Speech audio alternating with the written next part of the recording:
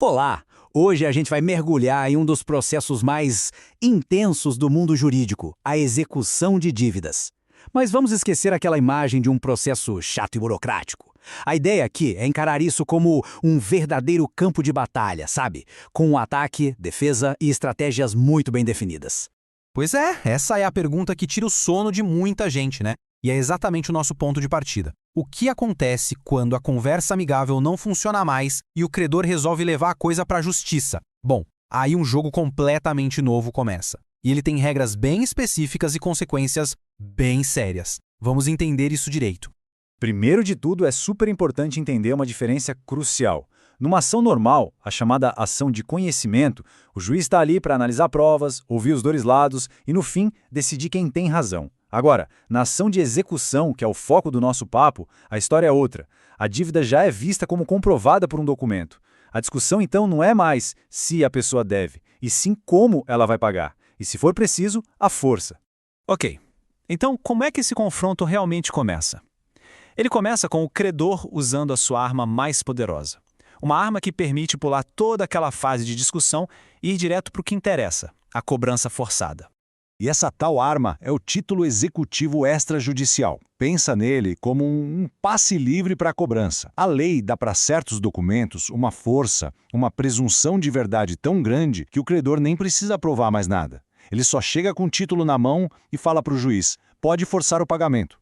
E que documentos são esses, afinal? Que munição é essa? Olha, são coisas bem comuns no nosso dia a dia. Um cheque sem fundo, uma nota promissória e talvez o mais comum de todos, contratos. Qualquer contrato, desde que esteja assinado pela pessoa que deve e por duas testemunhas. É isso. São essas assinaturas que transformam um simples papel numa arma poderosa no processo.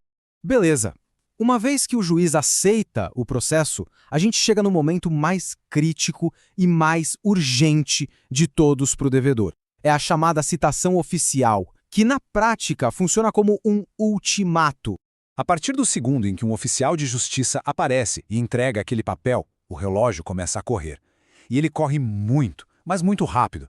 O devedor tem exatos 3 dias para pagar a dívida inteira. Não são 15 dias, não são 30, são só 3. A pressão é imediata. E não agir nesse prazo curtíssimo, bom, as consequências são bem severas. E o que acontece se o pagamento não rolar nesses 3 dias? O que acontece no 4º dia? É aí que a situação complica de vez. Primeiro, a dívida já cresce automaticamente, com mais 10% de honorários de advogado.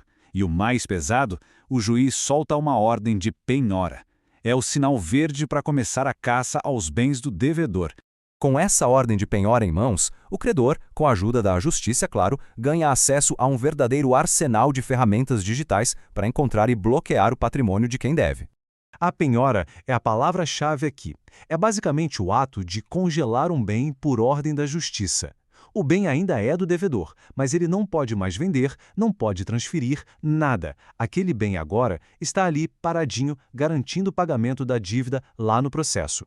A primeira ferramenta desse arsenal se chama Sysbajude. É impressionante. Com um único clique, o sistema judicial faz uma varredura em tempo real em todas as contas bancárias ligadas àquele CPF ou CNPJ. Qualquer dinheiro encontrado em qualquer banco pode ser bloqueado na hora. Simples assim. A segunda ferramenta poderosa é o Renajude. Esse se conecta direto com o Sistema Nacional de Trânsito. O resultado? Impede que qualquer carro, moto ou caminhão no nome do devedor seja vendido ou transferido. E dependendo do caso, o juiz pode até determinar uma restrição de circulação, o que significa que se o veículo for parado numa blitz, ele é apreendido. Mas calma, o jogo não é de um lado só. O devedor não está totalmente indefeso nesse campo de batalha. A lei também oferece escudos, ou seja, formas de defesa para contestar essa cobrança e proteger seus direitos. Basicamente, existem 2 defesas principais. A primeira, os embargos à execução. Pensa nela como a defesa completa, o pacote full.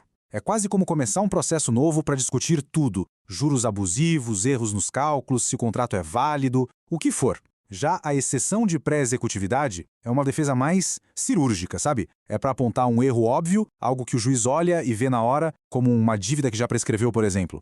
E além dessas defesas, tem um princípio que protege o devedor, que está aí na tela. A lei diz que a cobrança tem que ser feita do jeito menos prejudicial possível.